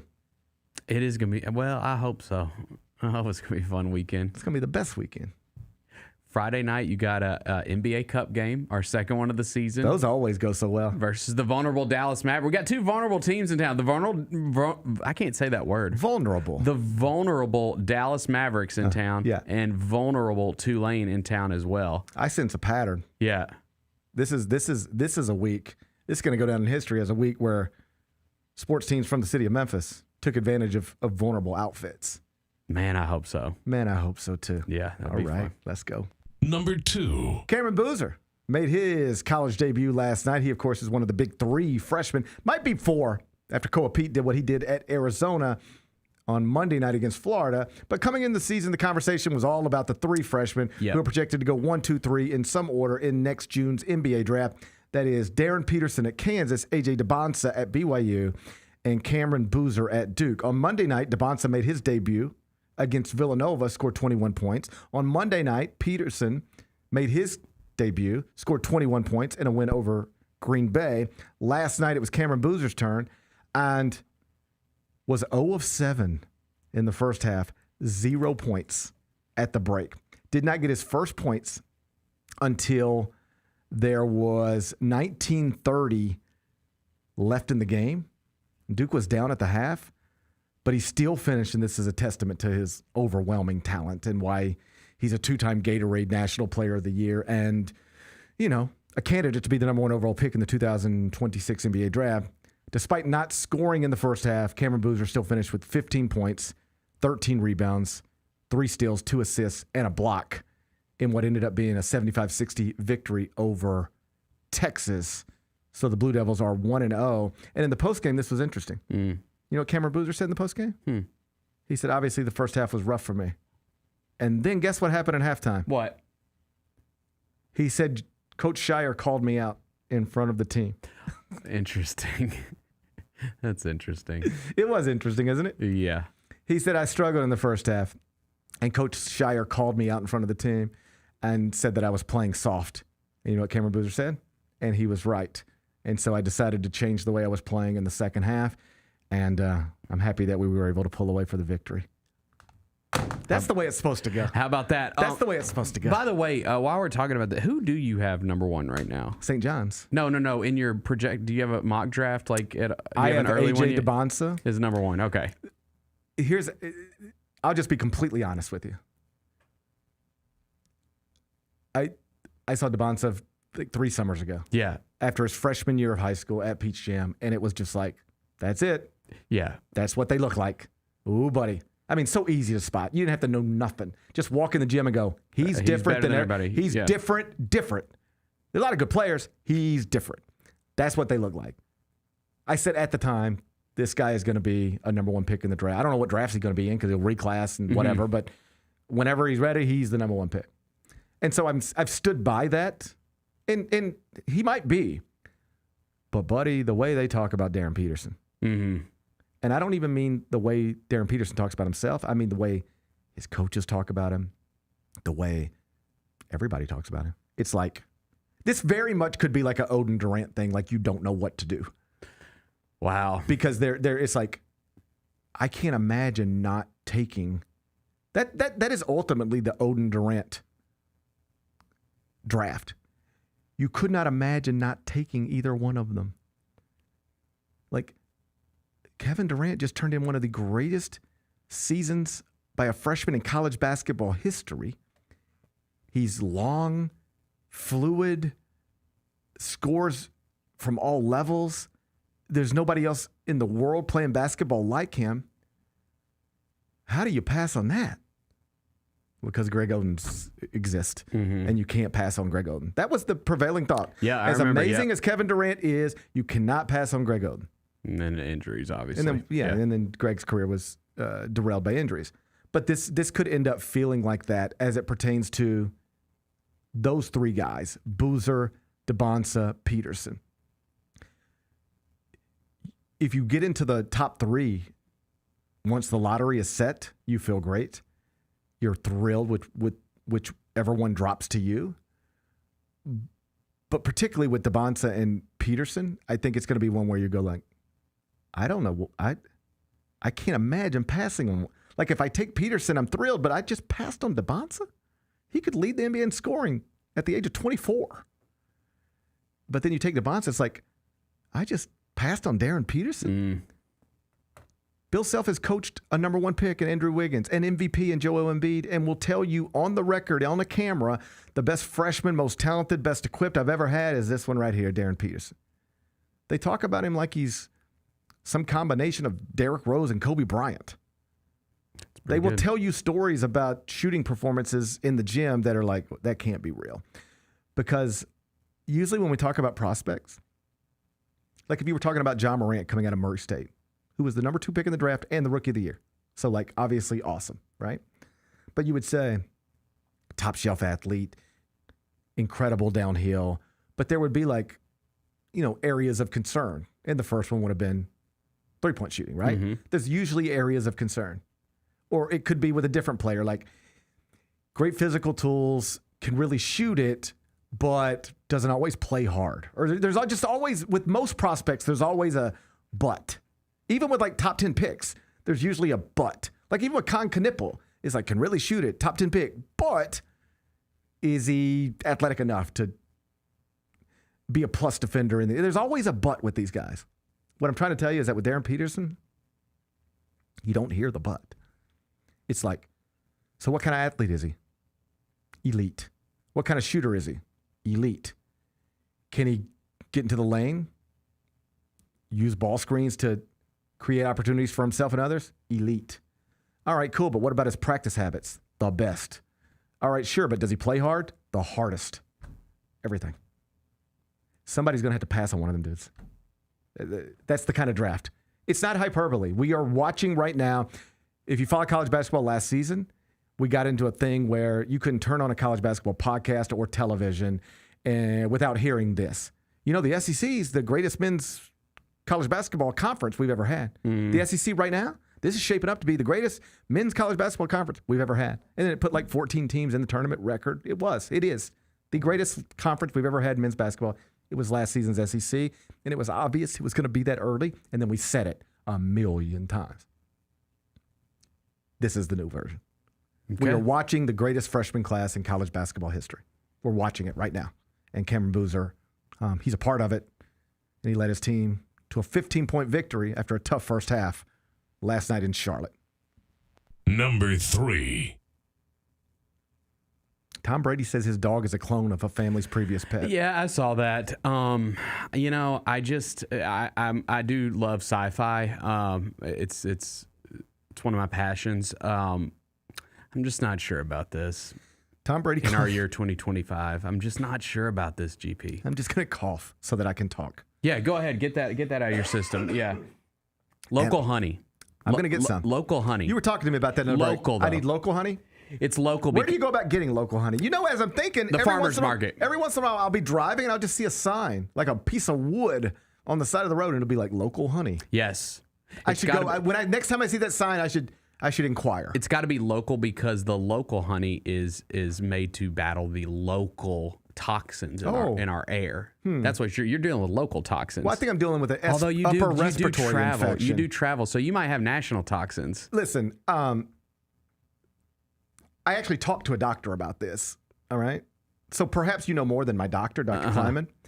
You know, who's like a doctor, like an actual doctor. Okay. Went to school for it and everything. Perhaps you know more than my doctor. But my doctor diagnosed it as upper respiratory infection. Do you think local honey would help with that? I think it would not hurt. I think it would. I think it could help. Yes. Look at that. What's that? Did you get a little shot? Did you get a little? Buddy, I got all the shots yesterday. You got all the shots yesterday? I walked right in. You know what I said? Give me all the shots. I want every vaccine you got. All of them. Careful. I took all the vaccines. All of them. My vaccine is local honey. I took every vaccine. I walked in. They said, "What vaccines do you want?" I said, "Whatever." Tell me if I sound crazy, because they really do. They say, "Do you want to get this? Do you want to get that? Do you want to get this?" Tell me if I sound crazy. Okay. Here's what I said. They said, "So what do you want to do about this and that and this, that, and that?" You know what I said? I said, "Whatever my doctor says, I'll do. So just ask him. Ask him what he wants me to do, and I'm just going to assume he knows more about it than I do." Okay. Good. So I got a pneumonia vaccine. Good. You're not going to get me catching pneumonia. Not this year. I got a flu vaccine. And I think I got my 40th COVID shot. I don't get the flu vaccine. Oh, man. I never get it. And my wife gets mad at me for it, too. Well, like, it's not important up until you are knocked out with the flu. I've never had the flu. What? I've never had the flu. Actually, I know I have once when I was younger. Yeah, well, that's a great. Yeah, I did once. You lied. You set up a lie. Okay, but in my adult life, I've never had the flu. How? I don't know. Local honey. How about this? A spoonful of local honey every morning. You obviously still can get the flu. Yes. After having a flu vaccine. Yes. Just like you can get COVID after you get the COVID vaccine. Yes. But this is true for me. I have never gotten the flu when I got a flu shot. Okay. But I have. Watch, I'm going to get it this but week. I can't wait till you get it. I can't wait. I know you want me to get it now. That's BS. I'm rooting for the flu. That's BS. I'm rooting for the flu to attack your body. I want the flu to attack your body. I want the flu to attack your body.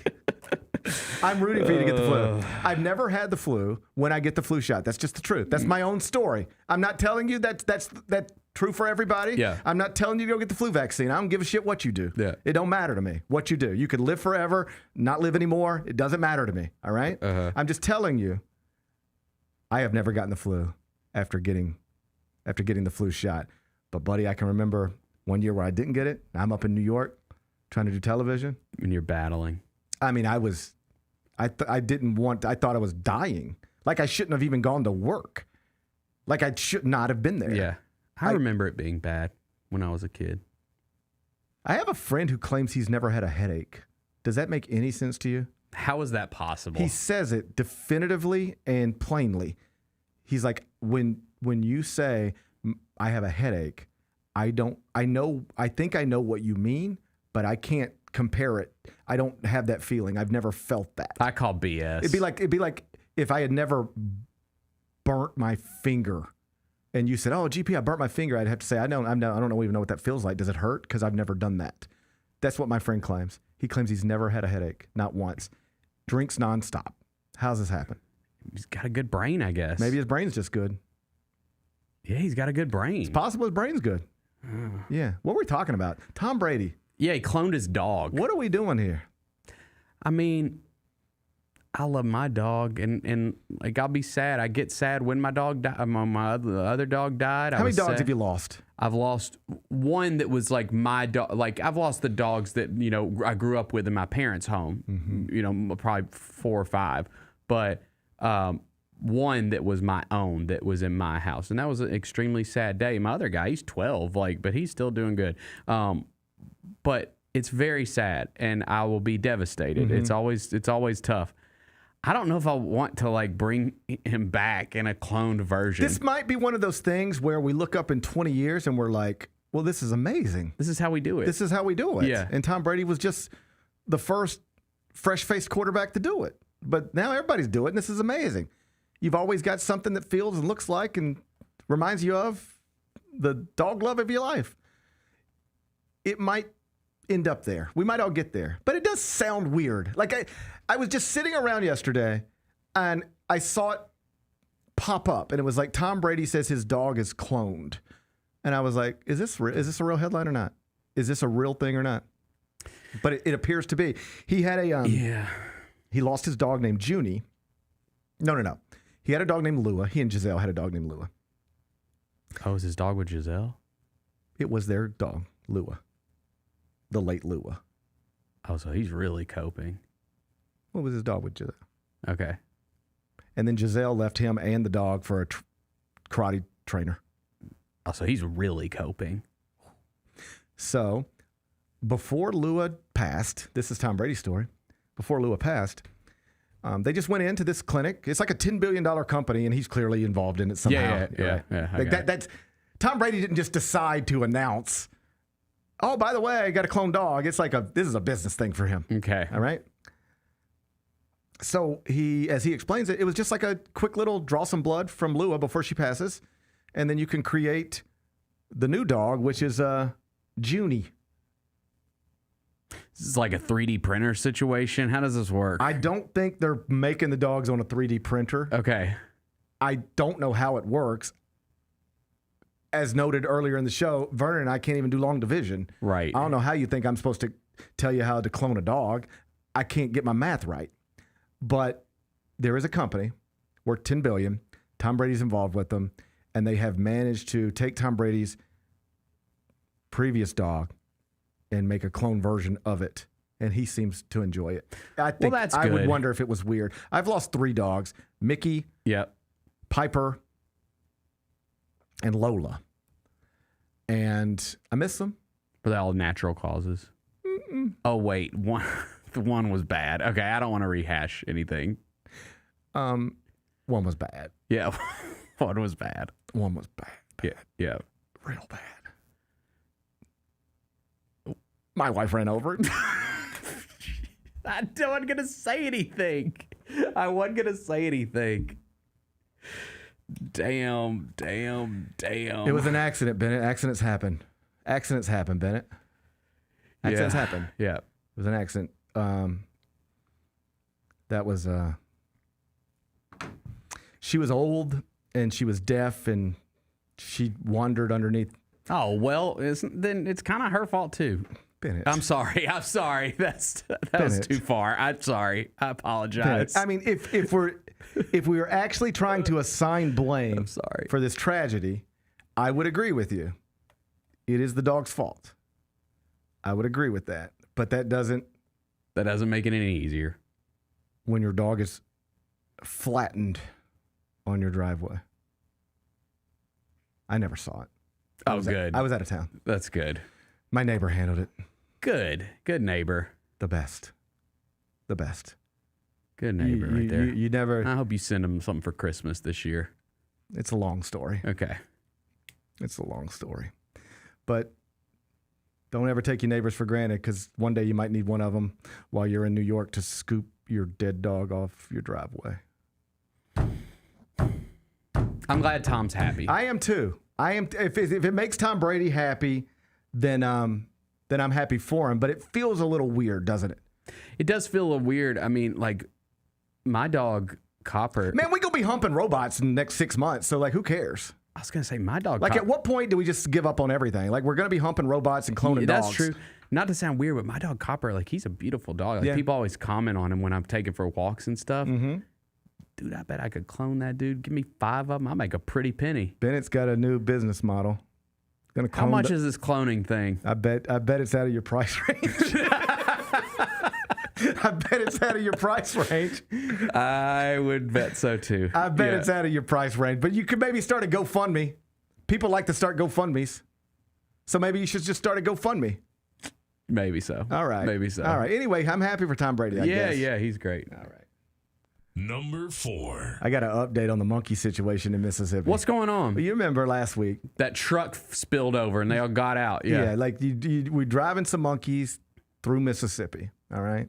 And they have HIV and COVID and herpes. Yeah, it was bad. Prostate cancer. It was really bad. Yeah, and like a torn Achilles. They were diseased. These monkeys, they'd been put through the ringer. All right.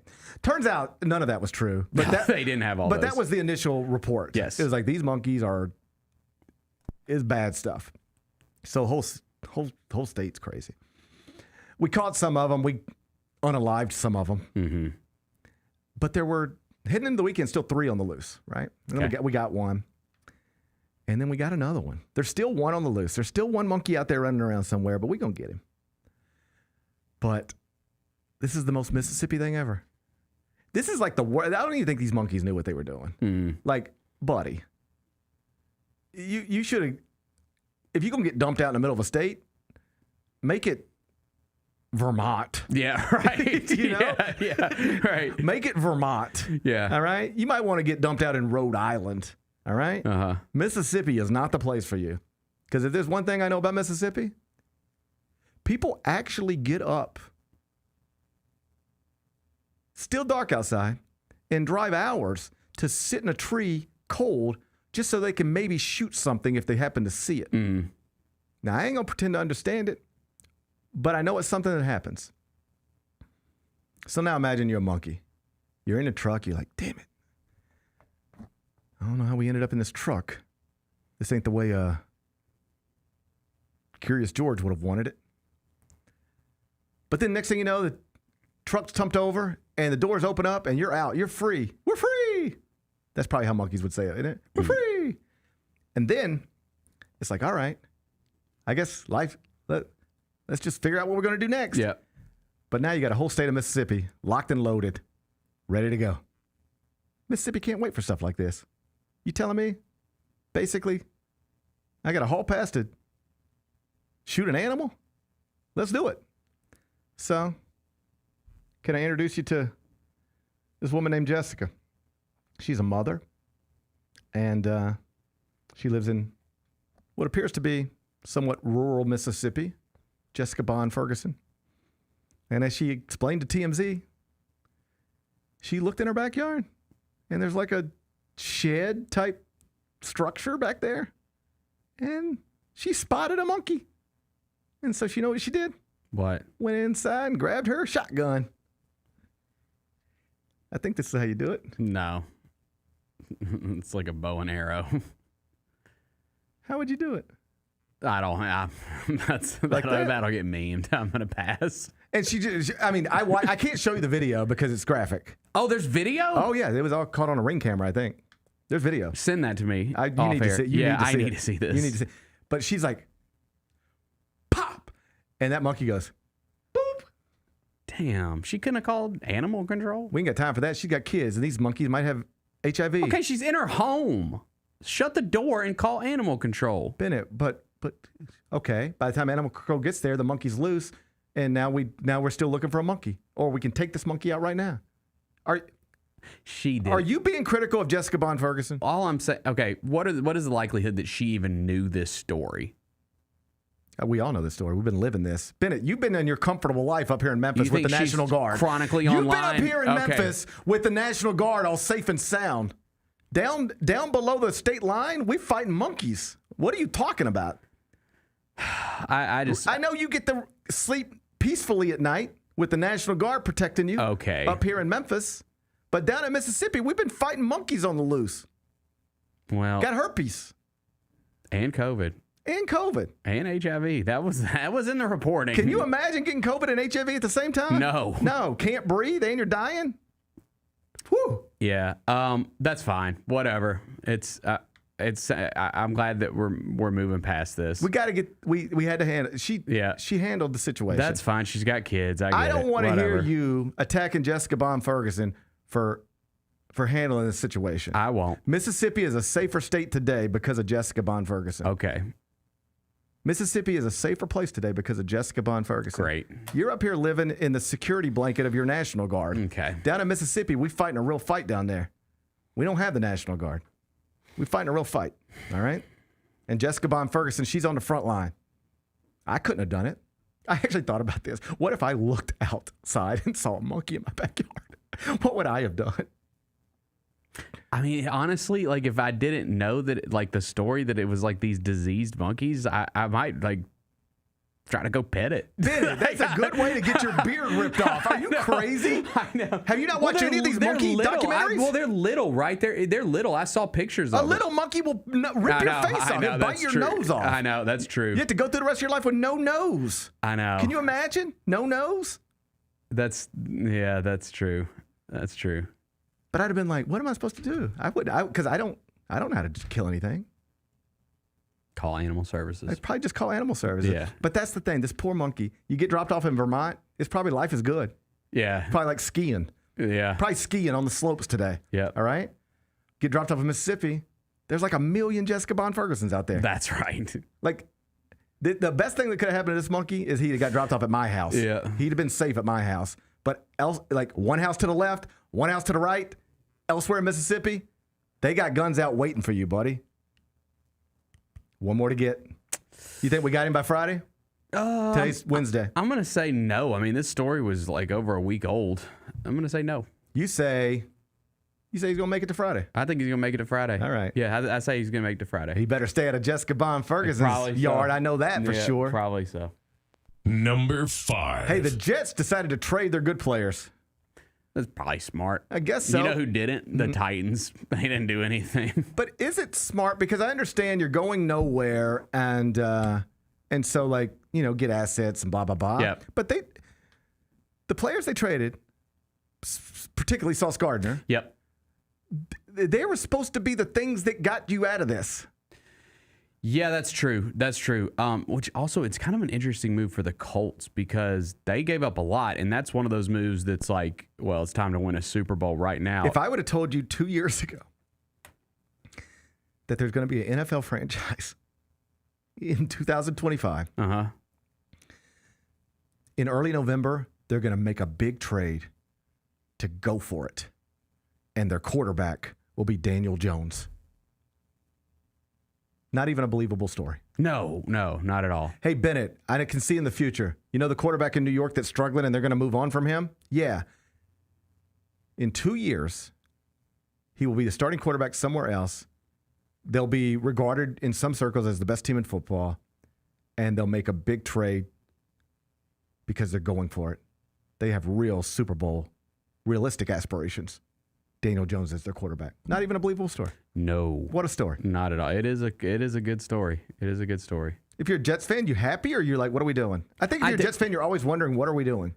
Why are we signing old Aaron Rodgers? Why are we trading young Pro Bowlers? What are we doing? Yeah, I think you're always questioning everything if you're a Jets fan. Yes, I do believe that because now you're going to bring in a bunch of new young guys and I guess start all over? Start all over. But you've been starting all over for like the past decade. This is the part I never get when it comes to running this stuff.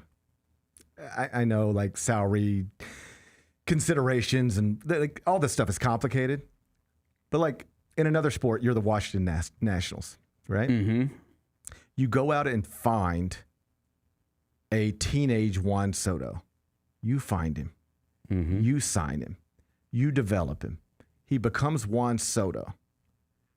And then you trade him for a bunch of prospects in the hopes that they might turn into Juan Soto? Like, what are you doing? You trade Juan Soto in hopes of getting another Juan Soto. Right. Like, how about just pay Juan Soto and act like a real franchise? And I know this is different than that because there's a lot of different variables here. But here's what they're doing. They move off Quentin Williams. They move off Sauce Gardner. And I bet you deep down somewhere that, you know what they hope? Man, what if we could find another Sauce Gardner? Right. Yeah, well, you had one. And you could do nothing with it. So now you're forever in. Like, that is actually demoralizing as a fan base.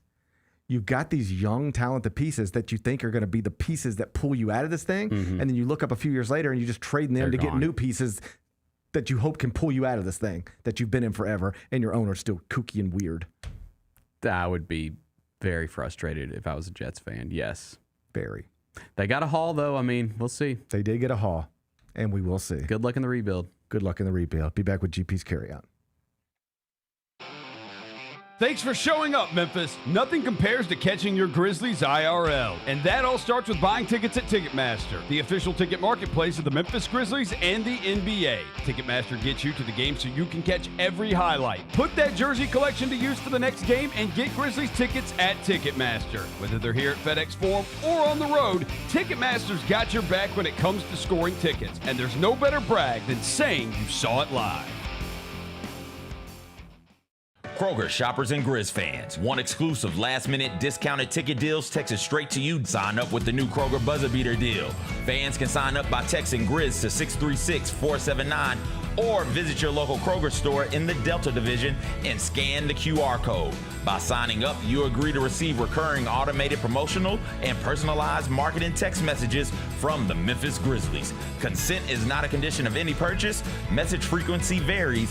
Message and data rates may apply. Thanks for showing up, Memphis. Nothing beats catching your Grizzlies IRL, and nobody knows that better than you. So next time you want to hit up a game, Ticketmaster's got your back with tickets to every upcoming matchup. Whether you're catching the Grizzlies at home or on the road, you'll find tickets at Ticketmaster, the official ticket marketplace of the Memphis Grizzlies and the NBA.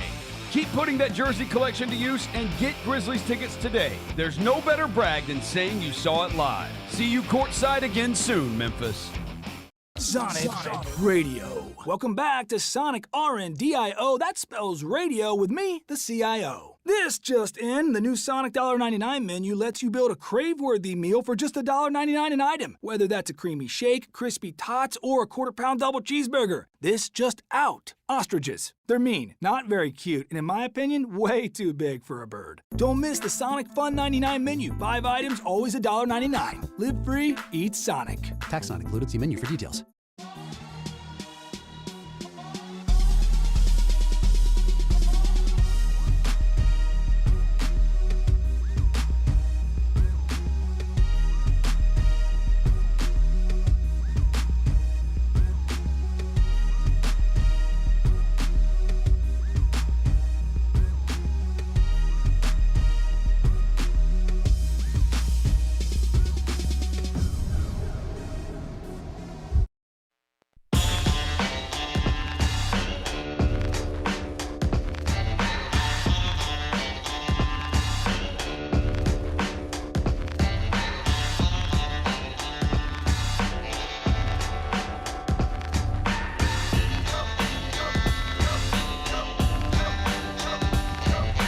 Why make friends when you can make millions? Watch as 456 contestants compete for the $4.56 million cash prize on Squid Game The Challenge. Watch it now. It's streaming only on Netflix. Let's wrap this up with GP's Carryout. It's time for GP's Carryout. One final segment filled with stuff to take with you. It's not everything you need to know, but it's most of it. What did we miss today? Did you see our old friend Desmond Bain last night? I was watching as it happened, yeah. Why did he get so violent? That was hilarious. He was violent with the Atlanta Hawks. Dude. Kyra, I think we got it queued up. We can watch it. Kyra, let's watch Desmond Bain get violent with the Atlanta Hawks. Certainly woke the crowd up. I ain't never scared of this playing. I mean, okay, that's fine. That's crazy. Like, this is crazy. This was fine right here. But then that and that, boom! Like, it almost looked like a wrestling move. Dude, that is so good. It almost looked like a wrestling move. He even said he threw it to the ground and threw the ball on top of him. He even said he didn't understand why he got ejected because. But I understand why you got ejected. He said that he was trying to just like get the out of bounds on him. And I'm like, bro, you spiked that ball to him as hard as you could. That looked like beach volleyball in the Olympics, man. What are you talking about? You know what? So I'm watching that last night. It was on NBC last night, which, by the way, I love the NBC NBA coverage. It sucks that game was kind of like the Hawks had control of the thing from start to finish, but the Magic are in the same spot. 3 and 4.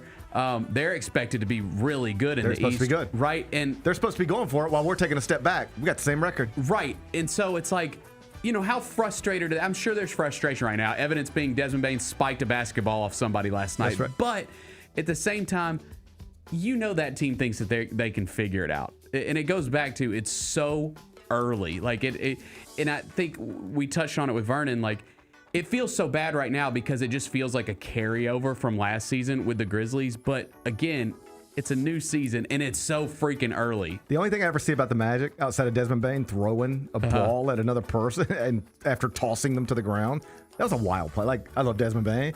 Bro. Too much. You should be suspended, maybe. I mean, no. I mean, but definitely ejected. Definitely ejected. That's crazy. That was crazy. I love Desmond Bane, but that was crazy. The only other thing I ever see with the Magic, this is all I see with the Magic. It feels like every game there's a clip of microphones catching Paolo Banchero telling somebody else they suck at basketball. I've noticed that as well. He's just always telling somebody they suck. I know. There was one with Ty Jerome last season, then there was one the other night with somebody. It's pretty vicious, too. He's always like, it's like he's just telling somebody, it's just, every video is like, inward, you suck, you stink, inward, you stink. It's just constantly telling people you can't guard me and you can't play with me. As people who see this stuff up close a lot, like, what you think is being said on these, it's way worse. Way worse. It's way worse. Way worse. Yes. Way worse. Like what you imagine them saying, like they talk, they get real personal with each other. I am shocked at because these dudes will do all that and then they'll dap each other up after the game after saying the worst things you can possibly imagine on the court. Yes. Yeah. And Paulo seems to be like he's up there. He's like, yeah, he gets wild. He might be first team All NBA and just talking crazy to people. Yeah. And I'm not even saying it's good. Like, he's good at, like you always hear this, like, who is good at talking trash? I don't know that he's good at it. I just know he does it. Mm-hmm. He's just constantly telling people you're not, in his own words, with his own flavor. He just, all I ever see is videos of him just constantly, right in the middle of a game, telling other people, you're not as good at this as me. That's what he does every game. I feel like he just goes out there and gets, scores when he scores, rebounds when he rebounds, and while doing it, just is forever telling other people, you're not as good at this as me. Yeah, I like it. I like it too. Anyway, Desmond Bane, chill, man. That was wild. Yeah, I love. He said, I didn't understand why I get ejected. What? I didn't understand why you didn't get punched. You're lucky you didn't get punched. God. If the worst thing that happened to you last night, you got ejected for that's so funny. That's good for you. Yeah. What's today's biggest game? Taking you to college basketball. All right. 7 o'clock. I'm gonna get you on Peacock. Okay. Can you watch Peacock tonight? Well, no. We're gonna be at the Houston Rockets Memphis Grizzlies game, but I'm gonna have you on Peacock. 7 o'clock tip. Okay. It's South Dakota at Creighton. Creighton is ranked 23rd in the country in the AP poll. Creighton's 29.5-point favorite. The total is 168.5. How you going to act? You covered with Duke last night. Congratulations. I think I'm going to go Creighton here. I mean, South Dakota just lost to Utah Tech. I'm not sure. I'd never heard of them before today. So that was a home game, too, for South Dakota. I think this is going to be tough. I think this is going to be a tough one for them. Bennett said lay the Blue Jays. Yeah. Lay the points with the Blue Jays. Bennett's laying 20.5 points. Creighton, South Dakota, 7 o'clock. Tip tonight. What are we watching on TV? Can I interest you in All's Fair? All's Fair. All's Fair. All's Fair. It's a new show, started streaming yesterday on Hulu. It's on Hulu. Okay. First 3 episodes are now available. Episode 4 will drop next Tuesday. It's an American legal drama series created by Ryan Murphy and starring, you ready for this? Glenn Close Naomi Watts, Sarah Paulson, Tiana Taylor, and Kim Kardashian. Man, that's a hell of a cast. I think I saw the trailer for this. Can I interest you in All's Fair? Kim K, I believe, is playing a lawyer. She's a divorce attorney. I believe she's playing a divorce attorney. Interesting. It is interesting. Yeah, sure. Yeah, let's watch curious. it. I'm curious. Let's stream it. Yeah. Who doesn't like Tiana Taylor and Kim Tiana Kardashian? Taylor's awesome. I do like her. Yeah. She's awesome. Mm-hmm. Everybody loves Kim. Glenn Close is a legend. Naomi Watts starred in a film that was set here in Memphis, 16 Grams. She's a legend in her own right. Legend in her own right. A lot of legends in the show for different reasons. Different types of legends. But legends all the same. All's Fair is streaming right now on Hulu. You can watch the first 3 episodes. What's the best thing we've read? Top 25 and 1 is updated over at CBSSports.com. I wrote about Cameron Boozer and his performance last night. You can read that if you want. One change in the rankings after Texas got blown out by Duke. I got them out of there, and they have been replaced by the new number 26 in the top 25 and 1. That's your Ole Miss Rebels. All right. Your Ole Miss Rebels. You can find the top 25 and 1, CBSSports.com. What's on tap for tomorrow? Well, tomorrow will be Thursday. So we'll look back at Grizzlies, Rockets. Michael Wallace, Grind City Media. He'll join me in the first hour. Should be a fun show. Looking forward to it already. Enjoy the rest of your day. I'm going to try to enjoy mine. If you're at FedEx Forum tonight, I'll see you there. 7 o'clock, Grizzlies, Rockets, Kevin Durant in town. In the meantime, be careful, be kind, be good. Rep your hood.